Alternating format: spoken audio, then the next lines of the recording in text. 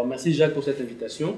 Donc, mon exposé va porter sur une étude qui est au four, qui devrait donc sortir très prochainement, sur la question des immigrants du Québec, leur participation au marché du travail, ainsi que la qualité des emplois qu'ils occupent.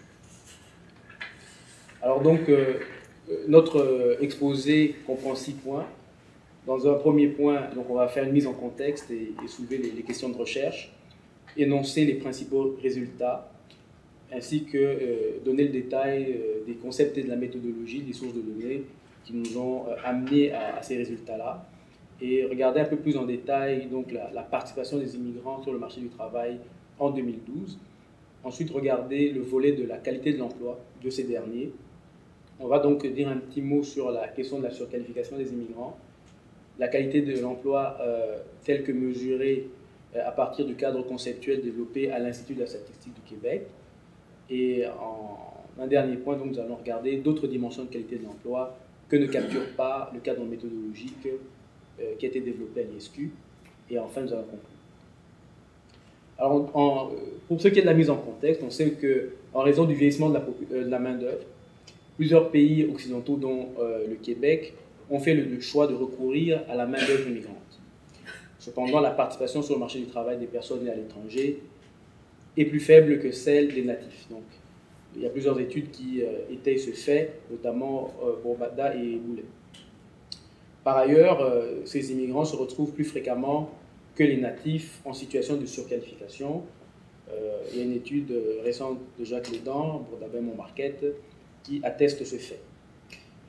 Qui plus est, les conditions d'emploi des immigrants, notamment la question salariale, donc, est inférieure à celle des travailleurs nés au Canada. Donc, Bourdaba et Boulet sont une bonne référence à ce propos. Ainsi, donc, l'intégration des immigrants sur le marché du travail pose un problème en amont, donc celui de la participation sur le marché du travail qui s'avère plus faible, et en aval, la question de la qualité de l'emploi qui est plus faible que celle des travailleurs nés au Canada. Alors, du coup, nous soulevons 3 questions auxquelles nous voulons répondre. Primo, est-ce que la participation des immigrants sur le marché du travail est-elle statistiquement différente de celle des natifs? Il faut reconnaître que la plupart des études présentent en fait différents taux sans voir s'il y a des différences statistiquement significatives. Alors, en introduisant cette dimension, on vient nuancer un peu les travaux antérieurs sur la question et apporter un éclairage, à mon avis, très utile. Ensuite, on se pose la question de savoir si les immigrants se retrouvent plus fréquemment que les natifs dans des emplois de qualité faible et, à contrario, les natifs dans des emplois de qualité élevée, et si ces différences sont également statistiquement significatives. Alors, au-delà donc de la question de la qualité de l'emploi telle que nous la mesurons dans le cadre conceptuel développé à l'ISQ, on veut voir en fait si les conditions de travail et l'environnement organisationnel que connaissent les travailleurs migrants est similaire à celle de leurs homologues nés au pays. Alors donc, nous allons présenter les principaux constats. Alors, ce qu'on remarque, c'est que le taux d'activité des immigrants n'est pas statistiquement différent de celui des natifs. Par contre, leur taux d'emploi, surtout chez celui des femmes, est plus faible que celui des natifs, alors que leur taux de chômage est plus élevé. Donc, la nuance, c'est vraiment de voir que le taux d'activité des immigrants et des natifs n'est pas statistiquement différent. Nous allons en parler plus en détail par la suite. Ensuite, on remarque que les travailleurs nés à l'étranger se retrouvent plus fréquemment que leurs homologues nés au Canada en situation de surqualification, qui plus est leur présence dans les emplois de qualité faible est supérieure à celle des natifs. Par ailleurs, les natifs ont un meilleur accès à des revenus d'emploi élevés, à l'assurance salaire, ainsi qu'à des vacances que les travailleurs nés à l'étranger. Toutefois, on voit que tant la participation que la qualité des emplois des immigrants s'améliore avec la durée de résidence. Alors, un petit mot sur les concepts, la méthodologie et les sources de données. Alors, donc, on part donc des statistiques descriptives usuelles qu'on utilise donc, pour mesurer la participation. Donc, nous avons la première colonne qui est celle de la participation. Donc, on a le taux de chômage, le taux d'activité et le taux d'emploi. Et pour ce qui est de la qualité de l'emploi, donc on a l'indicateur de taux de surqualification et on mesure aussi les proportions d'emplois de qualité faible sur l'emploi total et de la même manière la proportion d'emplois de qualité élevée sur l'emploi total. Alors vous voyez donc qu'il y a des petites notes dans la mesure du taux de surqualification dont on emprunte l'approche développée par Gilmore à Statistique Canada, donc on exclut les gestionnaires parce qu'anciennement dans la CNP, eh bien, les gestionnaires, il n'y avait aucun niveau d'études rattaché à l'emploi de gestionnaire, donc cela a changé depuis la grille 2011, d'après l'étude de Montmarquette et Bourdaba sortie l'année dernière. Et pour ce qui est de la mesure de la qualité d'emploi, on exclut les étudiants, parce qu'on sait qu'en fait, les personnes qui sont aux études occupent généralement des emplois temporaires. Et une étude qui est apparue aujourd'hui à l'ISQ, signée par deux collègues, montre en fait que même si on inclut les étudiants, en fait l'analyse sur la qualité de l'emploi reste la même. Donc les inclure ou les exclure a un effet tout à fait marginal dans l'analyse. Et donc on va voir dans les ateliers qui suivent les autres dimensions de la qualité de l'emploi qui ne sont pas mesurées en fait par l'outil développé à l'ISQ. Et ce qu'on fait en fait, c'est juste de faire des tests de différence. On va voir est-ce que le taux de chômage des immigrants est semblable à celui des natifs, etc. Donc pour les autres indicateurs. Alors maintenant, il faut savoir que les taux qui sont présentés sont compilés par Statistique Canada. Alors du coup, on n'a pas toujours en fait le coefficient de variation pour calculer les intervalles de confiance. Donc lorsqu'on décline la population immigrante selon la durée de résidence. Donc je vous signalerai là où les tests ont été effectués et là où on présente les taux qui sont effectués ces tests. Alors un bref rappel donc, sur la mesure de surqualification. Donc pour déterminer si un travailleur est surqualifié, on compare son niveau d'études à celui qui est requis pour occuper un poste. Et en faisant cet exercice, on peut voir qu'on peut, au sommet de la surqualification, on peut voir 3 niveaux de surqualification. Donc, ceci se produit par exemple lorsqu'un travailleur qui a un diplôme universitaire occupe un emploi élémentaire.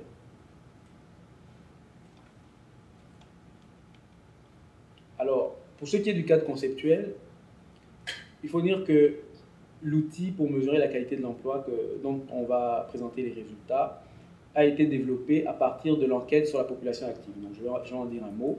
Et cette enquête-là ne capture que 4 dimensions de la qualité de l'emploi, à savoir la rémunération, le temps de travail, la qualification ou le niveau de compétence des personnes, également la dimension de la stabilité de l'emploi, savoir si l'emploi est de type permanent ou temporaire. Alors, les autres dimensions sont exclues. Alors, heureusement qu'il y a eu une enquête menée en 2007 et 2008, l'Écotest, qui est l'enquête québécoise des conditions de travail et d'emploi, ainsi que de la santé et de la sécurité, qui nous permettent d'apprécier un peu les autres dimensions. Donc, vous allez le voir plus en détail par la suite. Et donc, dans le cadre conceptuel, donc, Luc Loutier, dans le cadre de sa recherche doctorale, donc, a développé cette méthodologie, qui est même reprise à l'ILO, donc l'organisation du International Labour Organization, je n'ai plus l'acronyme en français. Alors donc, nous reprenons un peu son analyse qu'il a faite avec ces 4 dimensions. Et puis donc pour regarder d'autres dimensions, à ce moment-là, on a recours à l'Écotest. Alors maintenant, comment ça marche l'analyse de qualité de l'emploi? Luc Loutier distingue 3 niveaux de qualité. Donc le niveau élevé, le niveau moyen et le niveau faible. Dans notre analyse, en fait, on va se centrer sur la qualité élevée ainsi que sur la qualité faible, la qualité moyenne étant un résidu finalement de ceux qui restent finalement après avoir rempli les deux parties du vase communicant. Et donc, dans la qualité de l'emploi élevée, cela regroupe en fait des emplois bien rémunérés, donc qui correspondent à une strate salariale horaire de 15 $ et plus en dollars de 2002, ainsi que des heures normales de travail ou du temps partiel volontaire. Donc dans cette typologie, on considère qu'un travailleur qui travaille à temps partiel de manière volontaire, en faisant ce choix, donc, occupent un emploi de qualité élevée, contrairement à ceux qui y sont contraints parce qu'ils ne peuvent pas trouver mieux. Et donc, évidemment, les emplois de qualité élevée sont ceux qui requièrent une qualification élevée, donc un niveau de diplôme élevé, et également des emplois stables. Donc, vous imaginez quelqu'un qui occupe un emploi pendant 3 mois, qui gagne 25 pièces. On ne peut pas vraiment dire qu'il a un emploi de qualité élevée parce qu'il peut se retrouver après à occuper un emploi très faible. Donc, c'est comme ça que marche cette typologie-là. Et au niveau donc, des emplois de qualité faible, donc, il y a plusieurs combinaisons d'après les 4 dimensions que je vous ai présentées antérieurement. Donc, on a des personnes qui occupent des emplois à temps partiel de manière involontaire, avec des qualifications variables, donc qui peuvent être des qualifications élevées ou faibles, et également avec une rémunération faible. Donc, et puis les autres dimensions, vous pouvez les voir. Pour question d'économie de temps, je ne passerai pas nécessairement au travers. Mais il y a un bon document qu'il a écrit en 2009 qui explique plus en détail en fait, cette méthodologie, qui est disponible sur le site de l'ISQ. Alors, donc, comme je le mentionnais, nos sources de données pour ce qui est de la typologie, donc c'est l'enquête sur la population active, donc l'EPA, qui est faite par Statistique Canada. Donc, comme vous le savez, très probablement, c'est une enquête mensuelle qui se fait au pays depuis 1976, et donc il fournit des estimations les plus fiables de l'emploi et du chômage, donc à partir d'un échantillon représentatif de la population canadienne civile, c'est-à-dire que les militaires ne sont pas compris, et hors institution, on entend par là des prisonniers, etc. Pour ce qui est de l'écotest, donc l'enquête québécoise des conditions de travail, d'emploi et de santé et de sécurité, donc qui a été menée conjointement par l'ISQ, l'INSPQ et l'Institut Robert Sauvé en santé et sécurité au travail. Donc elle a été menée en 2007-2008 et s'est intéressée notamment aux conditions de travail et d'emploi, ainsi qu'à l'environnement organisationnel des travailleurs québécois de 15 ans et plus en emploi depuis au moins 8 semaines, à raison de 15 heures ou plus par semaine. Donc on voit que l'environnement, la population en fait, est quelque peu différente, donc la méthodologie est un peu différente, donc il y a une documentation énorme sur ceux qui s'intéressent un peu à la méthodologie de ces enquêtes, mais qui nous fournissent quand même des indications très riches pour ce qui est donc, de la qualité de l'emploi. Alors donc, un bref regard sur les immigrants sur le marché du travail en 2012. Alors lorsque on regarde, donc là je vous présente un tableau qui reprend les taux d'activité, d'emploi et de chômage des immigrants et des natifs, selon le sexe et le groupe d'âge. Le groupe d'âge n'est pas là. Alors donc ce qui ressort vraiment de ce tableau, c'est que les immigrants ont un taux d'emploi plus faible et un taux de chômage plus élevé en 2012. Donc ça vaut également pour les autres années, mais on présente uniquement une seule année pour question de commodité. Alors donc vous voyez ici en fait, c'est que nous avons les taux qu'on décline selon le sexe des immigrants et des natifs. Alors donc ici, je compare en fait, je fais un test de différence immigrants et natifs. Alors pour ce qui est du taux d'activité, on voit en fait qu'il n'y a aucune différence significative. Et contrairement au test que l'on fait sur le taux d'emploi, on voit en fait qu'il y a une différence significative pour l'ensemble de la population, mais également pour les femmes. Chez les hommes, on voit qu'il n'y a pas de différence significative. Mais pour ce qui est du taux de chômage, on voit en fait que tant bien l'ensemble de la population que celle comprenant uniquement les hommes et les femmes, eh bien, le taux de chômage des immigrants est toujours supérieur et statistiquement significativement par rapport à la population née au Canada. Alors, en quoi ce résultat est innovateur? C'est qu'en fait, on a toujours dit que le taux d'activité des immigrants, le taux de chômage et le taux d'emploi est faible, mais ici on voit qu'ils ont des taux d'activité pratiquement similaires. Qu'est-ce que ça nous renvoie? Ça veut dire en fait que les immigrants sont autant sur le marché du travail que les natifs. Mais là où le bas blesse, c'est qu'ils ont une difficulté réelle à trouver un emploi. Ouais, donc c'est cette nuance-là qu'on vient apporter, donc à partir de nos tests. Mais on voit en fait que chez les hommes, il n'y a pas de différence. Mais cette différence, en fait, ce qui entraîne le résultat ici au niveau du taux d'emploi, c'est surtout les femmes. La différence est surtout marquée chez les femmes. Donc on voit en fait que la dimension genre est quelque chose de très important et on va le voir dans le reste des résultats. Et le corollaire de ça, c'est qu'ils ont un taux de chômage plus élevé. Donc, en définitive, les immigrants sont autant présents que les natifs sur le marché du travail, mais le problème, c'est vraiment le chômage, la difficulté à se trouver un emploi. Je peux interrompre? Oui, bien sûr. Vous avez dit pour l'ensemble de la population, je suppose que c'est les 15+. Oui, c'est ça. Ou 15-64. 15 plus. 15+. Ce qui fait que, finalement, la différence de structure par âge entre les immigrants et les natifs n'est pas prise en compte. Vous avez bien raison.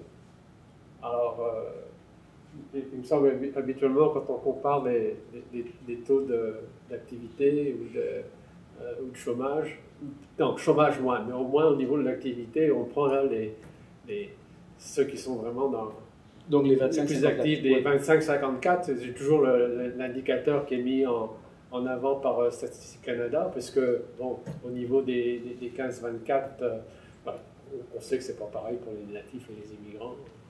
Ouais, je pense je sais pas. C'est un point intéressant, donc je vais vérifier ce point-là. Par contre, dans les autres états, vous allez voir que je fais cette différence. Okay. Et là, donc, c'est une omission de ma part à ce niveau-là. Alors maintenant, je ne sais pas, est-ce que vous avez l'intuition que ça pourrait changer les résultats? On est ici, on forme des démographes. Ah, okay. Hein, donc l'âge, ça nous tient à cœur. Et donc forcément, on pense toujours à l'effet de l'influence de l'âge. Et puis, quand on regarde effectivement les taux d'activité, les taux d'emploi, on se focus plus sur ce groupe-là. Voilà. En tout cas, je ferai cet exercice-là pour soutenir Je ne sais pas si ça fait une différence. Mais en tout cas, dans les tendances que... Dans la mesure où les immigrants occupent des emplois pour lesquels ils sont plus souvent surqualifiés et où l'effet de l'âge est peut-être plus important, il est possible que pour certains de vos groupes, cet effet d'âge-là ait une considération. Pour les immigrants qui occupent des emplois professionnels correspondant, par exemple, à leur qualification, je suis moins sûr que la différence d'âge compterait. En fait, moi, mon intuition, c'est que plusieurs études montrent en fait que la situation, tant la participation que la participation des immigrants sur le marché du travail s'améliore avec la durée de résidence. Et lorsqu'on restreint aux 25-54 ans, on voit en fait que donc ils affichent les meilleurs scores. Alors, qu'est-ce qui, je réfléchis tout autre. Ah non, je pense que vous oubliez ça pour l'instant parce que c'est un peu un à côté là. Je pense que c'est préférable que vous alliez à travers votre présentation et puis on pourra y revenir à la fin s'il y a le temps ou bien on pourra en parler. Parfait. Alors donc je poursuis. Alors donc quand on fait l'exercice, donc ici en fait, comme je vous mentionnais au début de la présentation, c'est que les CV que Statistique Canada nous fournit avec donc les compilations des taux, eh bien on les a pour l'ensemble de la population, on ne les a pas lorsqu'on commence à décliner par durée de résidence. Donc ici en fait, je présente uniquement des taux sans donc faire des tests. Et ce qu'on constate, c'est que les taux, les nouveaux arrivants, donc, qui sont ici, donc ont les taux d'emploi plus élevés et les taux d'activité, excusez-moi, les taux de chômage plus élevés et les taux d'activité d'emploi plus faibles. Alors maintenant, quand on inclut les 15 ans et plus, donc on voit en fait que ce sont ceux qui sont arrivés, les immigrants récents, donc qui sont là depuis 5 à 10 ans, qui affichent les meilleurs résultats sur le marché du travail. Par contre, lorsqu'on restreint l'analyse aux 25-54 ans, on se rend compte en fait que c'est vraiment ceux qui sont là depuis plus de 10 ans. Et donc la littérature dit effectivement qu'avec la durée des résidences, on apprend les codes sociaux, il y a une meilleure intégration On a une expérience probablement canadienne reconnue par les employeurs, etc. On voit en fait qu'ici, ce sont eux qui affichent les meilleurs résultats en ce qui a trait donc à la participation sur le marché du travail. Alors, l'impact de l'éducation, donc on voit en fait que avoir plus d'éducation favorise la participation sur le marché du travail, probablement plus chez les natifs que chez les immigrants. Alors donc le mot probablement est mis à dessein parce que là encore, lorsqu'on fait l'analyse selon le niveau d'éducation, on n'a pas donc les CV pour pouvoir faire les tests de différence. Mais si on voit une tendance très nette, à la fois au sein de la population immigrante que celle des natifs, que le taux d'activité croît avec le niveau de scolarité. Mais encore là, on voit que de manière systématique, la population, donc les natifs, font les meilleurs scores, tant pour ce qui est donc du taux d'activité que du taux d'emploi. Et à l'inverse, on voit en fait que pour ce qui est du taux de chômage, les taux de chômage sont beaucoup plus élevés chez les immigrants, peu importe le niveau d'études.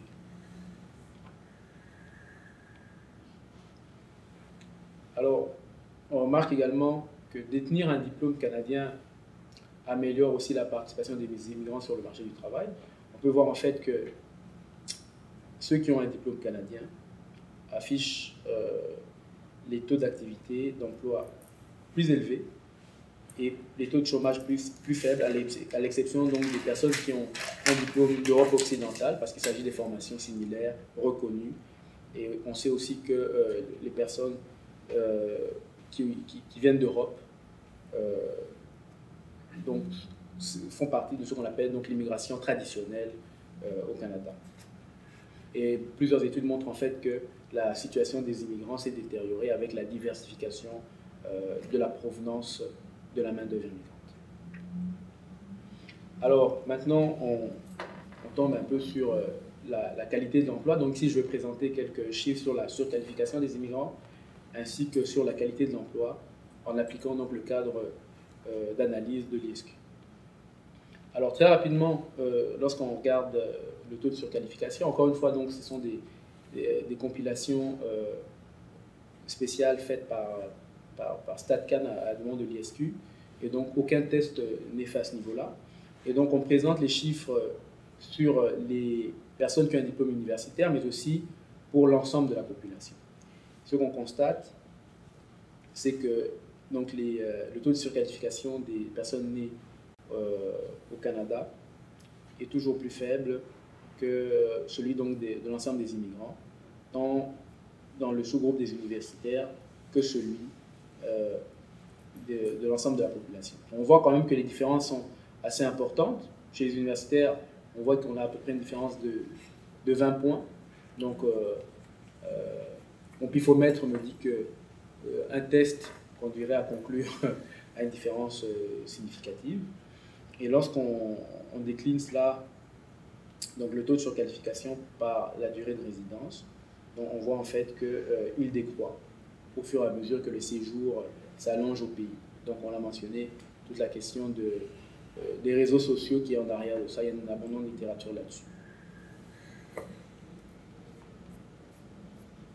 Alors maintenant, pour ce qui est de la qualité de l'emploi, lorsqu'on mesure donc les 4 dimensions, le temps de travail, le salaire, la stabilité de l'emploi et la qualification. Donc ici, on s'intéresse au type d'emploi qualité faible, ainsi que l'emploi de qualité élevée. Ce qu'on remarque, c'est que contrairement aux natifs, les immigrants occupent plus souvent des emplois de qualité faible qu'élevée. Effectivement, si on regarde chez les immigrants, on voit en fait que la proportion d'immigrants qui occupent un emploi de qualité élevée est plus faible, d'environ 10 points, que celle donc des immigrants qui occupent un emploi de qualité faible. Et on voit que cette différence est toujours significative, tant chez les hommes que chez les femmes. A contrario, lorsqu'on est chez les natifs, on voit en fait qu'ils sont plus souvent dans les emplois de qualité élevée que des emplois de qualité faible. Et cette différence résulte en fait de la réalité observée chez les hommes. On voit que les hommes sont plus souvent dans les emplois de qualité élevée que dans les emplois de qualité faible. Par contre, chez les femmes, on voit en fait que les proportions sont à très peu près identiques. Donc du coup, on voit qu'il y a autant de femmes dans les emplois de qualité faible que d'emplois de qualité élevée. Donc on voit que la dimension genre est intéressante et nous révèle un peu donc des différences majeures entre les hommes et les femmes sur le marché du travail, particulièrement sur la qualité des emplois qu'ils occupent. Donc ça c'est chez les natifs, mais chez les immigrants, on voit qu'il y a une tendance qui est similaire. Et lorsqu'on tient compte de la dimension, encore une fois, de la durée de résidence, on voit que les écarts de qualité d'emploi entre les immigrants et les natifs s'amenuisent avec la durée de résidence. Donc ici, nous avons la proportion des natifs qui occupent des emplois de qualité faible. Et ici, on a les nouveaux arrivants. Donc on voit au fur et à mesure que le séjour s'allonge, on tend vers la qualité, donc la proportion très faible de qualité faible, mais on voit quand même qu'il y a un résiduel important. On voit qu'il y a une trajectoire, mais on reste quand même loin du compte. L'écart s'avère très important. Alors, à contrario, on voit ici que pour ce qui est de l'emploi de qualité élevée, au fur et à mesure que le séjour s'allonge, eh bien, on tend vers la proportion d'emplois de qualité élevée occupés par les natifs. Mais encore une fois, il y a quand même un écart qui n'est pas négligeable. Alors maintenant, lorsqu'on tient compte du statut d'immigrant ainsi que du niveau d'études, on se rend compte que tant chez les natifs que chez les immigrants, les travailleurs peu scolarisés sont plus nombreux dans les emplois de qualité faible. Donc ça, on s'y attend. Et ceci, vu qu'on trouve des résultats cohérents, c'est des choses qui viennent montrer quelque peu la robustesse en fait de l'outil d'analyse. On peut voir ici que on a à peu près 2/3 des travailleurs sans diplôme d'études secondaires qui se retrouvent dans les emplois de qualité faible. Et on voit que cette proportion descend au fur et à mesure que le niveau d'éducation s'élève. Et donc, de manière assez normale, on voit en fait que environ 40% d'immigrants qui ont un diplôme universitaire occupent donc des emplois de qualité élevée et que cette proportion descend lorsque le niveau d'éducation se réduit. Et on voit en fait que ce constat est similaire à ce qu'on observe chez les natifs. Encore une fois, on peut voir quand même des écarts assez importants. On voit que chez les immigrants, 40% donc, des immigrants occupent des emplois de qualité élevée lorsqu'ils ont un diplôme universitaire. Mais ici, on voit que c'est plus de la moitié chez les natifs. Donc on voit encore une fois qu'il y a quand même des différences pas négligeables dans la qualité de l'emploi selon le niveau d'études. Alors si on tient compte maintenant de la provenance des diplômes, on se rend compte que les immigrants ayant obtenu un diplôme canadien ou européen ont plus de chances d'occuper un emploi de qualité élevée. Donc on voit ici que les autres origines, ça veut dire asiatiques, africains, etc. Donc, emploi de qualité élevée, quand on a un diplôme de ces pays-là, c'est à peine 14%. Donc, c'est à peine 14%. Alors, les gens qui ont un diplôme d'Europe, on en a 4 sur 10 qui sont dans les emplois de qualité élevée. Et on a à peu près 4 sur 10 aussi lorsqu'on a fait un diplôme, lorsqu'on a obtenu un diplôme au Canada. Alors que pour ce qui est de l'emploi de qualité faible, on voit que on est à peu près dans le même bateau. Mais la différence, c'est vraiment l'accès à des emplois de qualité. Alors, on va regarder très rapidement la situation, apprécier en fait la qualité de l'emploi en regardant d'autres dimensions, capture l'éco-test. Alors, dans l'éco-test, on regarde un paquet d'indicateurs. Ici, on regarde le revenu annuel du travail. Donc, on voit en fait que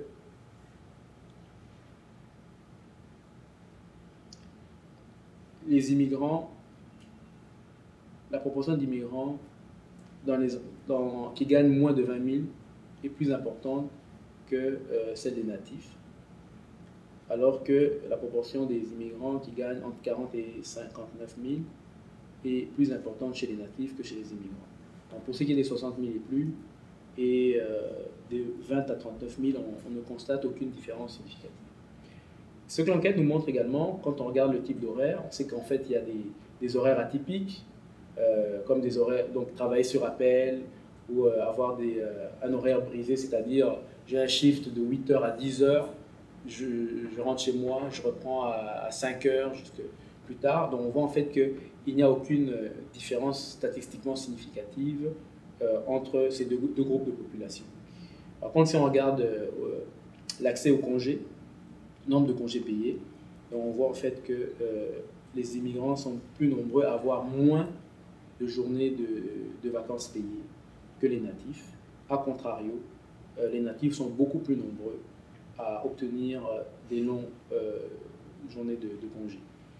Et on peut voir aussi que l'accès à un régime d'assurance salaire est plus fréquent, l'accès est meilleur chez les natifs que chez les immigrants. Par contre, on ne constate aucune différence pour ce qui est du régime de retraite dans l'emploi principal. Alors, lorsqu'on regarde les autres dimensions, comme les conditions psychologiques, on voit en fait que les conditions auxquelles sont assujettis les immigrants sont similaires à celui que connaissent les natifs. Donc, parce que bon, quand vous travaillez dans un milieu de travail, ce que ça nous dit, c'est qu'il n'y a pas de discrimination dans le traitement fait aux immigrants versus à celui des natifs. L'autorité décisionnelle, la liberté de décider comment faire son travail est à peu près la même. Ils bénéficient d'un soutien de la part de leurs collègues ou de leurs supérieurs à peu près le même. La reconnaissance des efforts, donc la reconnaissance au travail est à peu près identique, d'après les résultats que nous avons recueillis des co-tests. Alors, il en va de même pour ce qui est donc des conditions physiques. Donc, lorsqu'on mesure un peu la pénibilité de l'effort, l'exposition à des matières dangereuses, on a par exemple dans respirer des vapeurs, des solvants, on voit en fait qu'il n'y a pas une tendance qui veut qu'un groupe soit plus exposé que l'autre. Donc, on travaille dans le même environnement, donc on fait face au même risque du milieu de travail. Enfin, donc, ceci donc clôture notre présentation. Donc, pour ce qui est de la conclusion, donc en résumé, ce qu'on voit, c'est que les immigrants ont un taux d'activité similaire à celui des natifs, mais la différence, c'est vraiment au niveau du taux d'emploi qui est plus faible et le taux de chômage qui est plus élevé. Donc, ils affichent également des taux de surqualification supérieurs à celui que l'on observe chez les natifs. Leur participation au marché du travail ainsi que leur taux de surqualification décroît avec la durée de résidence. Donc, et on observe aussi que l'acquisition d'une plus forte scolarité, surtout canadienne, a un effet positif sur la qualité de l'emploi ainsi que sur la participation. Alors, on voit aussi que les immigrants occupent plus fréquemment que les natifs des emplois de qualité faible et à contrario, les natifs occupent plus fréquemment des emplois de qualité élevée que les immigrants. Donc, la durée de résidence et l'acquisition d'une forte scolarité améliorent la qualité de l'emploi des immigrants. Contrairement à la tendance générale observée, les immigrants ayant une formation canadienne ou européenne sont plus nombreux dans les emplois de qualité élevée que faible. Les travailleurs nés à l'étranger se retrouvent plus fréquemment que les natifs dans des emplois à faible revenu et ils sont aussi plus nombreux à obtenir peu de congés. Donc on voit que les conditions psychologiques et physiques auxquelles ils font face ne sont pas différents de celui des natifs. Donc voilà, ça conclut la présentation. Ok, merci beaucoup. Alors, pour faire une question, une discussion.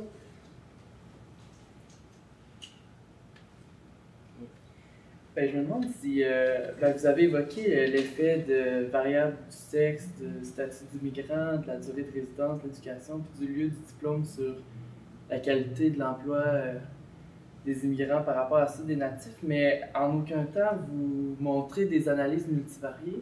Oui, c'est ça. Donc, je me demande, Je me demande si vous en avez fait d'abord. Non, non, en fait, ici, on ne l'a pas fait, donc on fait une analyse avec des taux. Alors, ce qu'on a introduit, comme je mentionnais, c'est des tels de différence. Bon, il faut dire que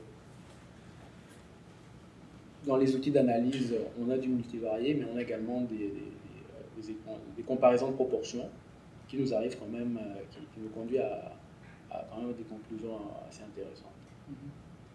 Ben, mon commentaire, ce serait que peut-être les conclusions que vous pouvez tirer de ces analyses-là peuvent peut-être être moins, avoir une portée moins grande que si c'était des analyses multivariées, à mon avis, parce que quand vous mentionnez là, à la diapo 6.1, là, en résumé, que la durée de résidence, donc que la participation au marché du travail s'accroît avec la durée de résidence, dans le fond, on peut pas vraiment savoir s'il y avait un effet de composition, par exemple,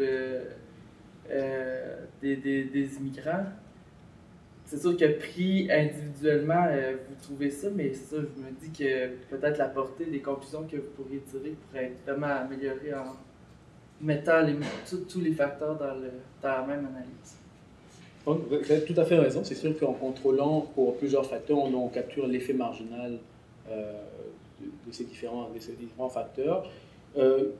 Nous avons envisagé en fait, de faire des analyses multivariées. Il fallait définir la méthodologie. Donc la sauce n'a pas encore pris. Donc ça fait partie des choses qu'on regarde. Mais dans un premier temps, donc on a fait cette analyse avec des comparaisons, des thèses de suivi.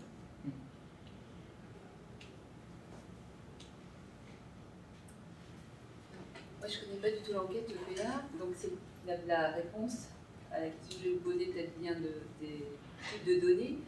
Mais quand vous dites la durée de résidence réduit finalement l'écart entre natifs et immigrants, est-ce qu'on ne pourrait pas imaginer que les immigrants les moins qualifiés partent?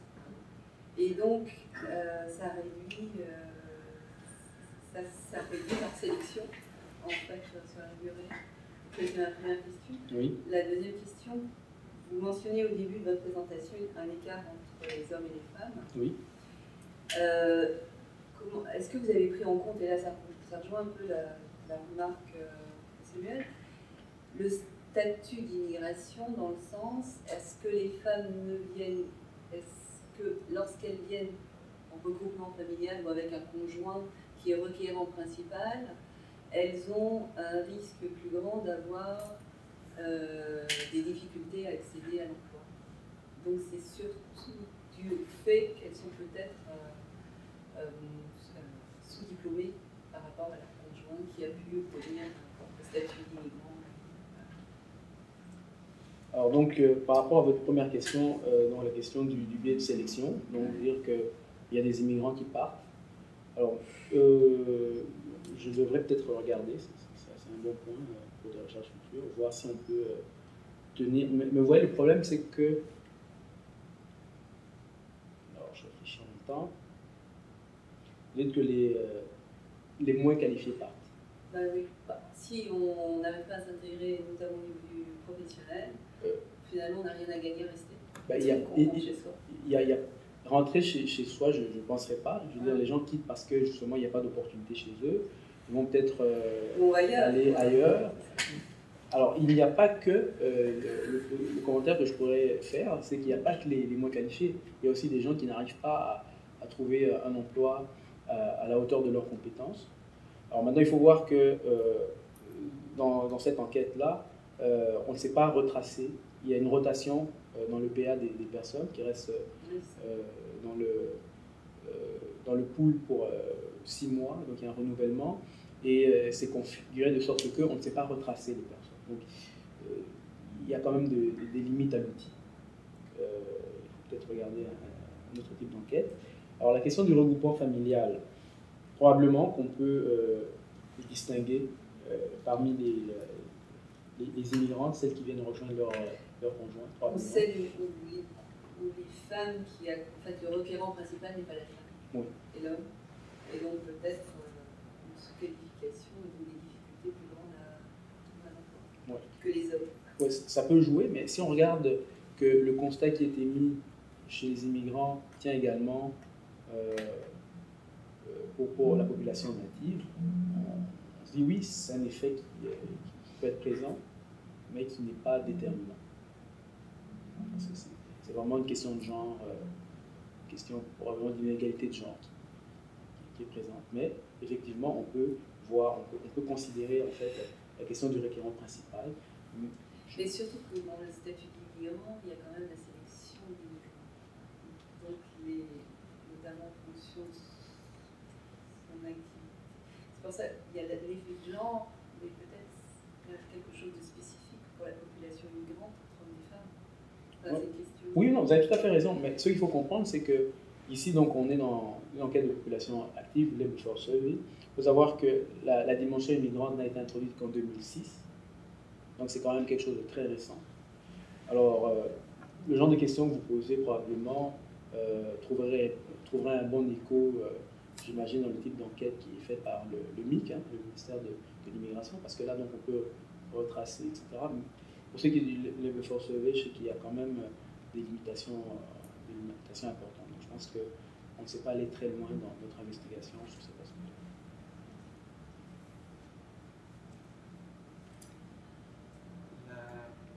L'immigration prend place dans une société d'accueil. Cette société d'accueil-là a des structures sociales et l'insertion dans le marché du travail est aussi également une fonction de ça.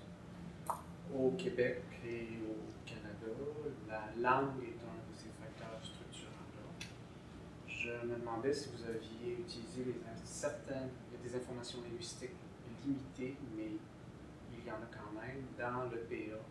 Je me demandais si vous aviez fait des analyses en fonction de cela, et si oui, qu'est-ce que ça veut dire? Tout de suite, je vous dirais qu'on n'a pas regardé de ce côté-là. Alors, il faut comprendre que les questions de langue, il faut dire dans notre mandat à l'ISQ, particulièrement notre département, notre direction, donc c'est regarder vraiment les mouvements en termes d'emploi. Alors, il y a des dimensions qui ne tombent pas nécessairement dans notre champ d'investigation.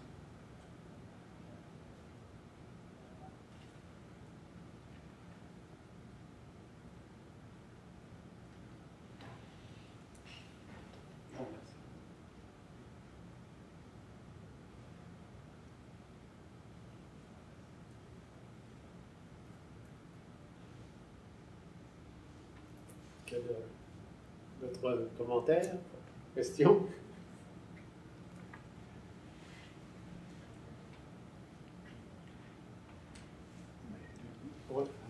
Je pense que vous nous décrivez la situation des immigrants à comparer avec les natifs. Mais c'est des choses qu'on sait depuis assez longtemps, que la situation des immigrants, l'intégration économique est difficile. Mais vient après les questions, pourquoi c'est le cas? Là, évidemment, là, il faudrait peut-être aller dans des analyses multivariées, probablement, pour essayer de discerner plus les... Mais surtout, qu'est-ce qu'on fait? Qu'est-ce qu'on fait maintenant qu'on a observé depuis 15-20 ans que les immigrants ont une difficulté plus grande que par le passé à s'intégrer dans l'économie québécoise ou canadienne. C'est le cas aussi au Canada, dans une moindre mesure, mais c'est quand même le cas. Et qu'est-ce qu'on fait? Non, c'est une excellente question. Mais vous comprendrez encore une fois que par la mission de l'ISQ, c'est de présenter des données neutres et objectives, et fournir en fait des outils d'aide à la décision. Alors, vous comprenez que nous ne sommes pas des acteurs au niveau de la politique économique, de la politique de main-d'œuvre, mais plutôt présenter des données. Donc, c'est ça que vous verrez que le caractère de la majorité de nos travaux, c'est vraiment des travaux statistiques, où on s'en tient stricto sensu à la description des résultats. Tu as connu ça, ouais, c'est Canada. J'ai 17 ans, Statistique Canada, c'est la réponse non, je vais faire.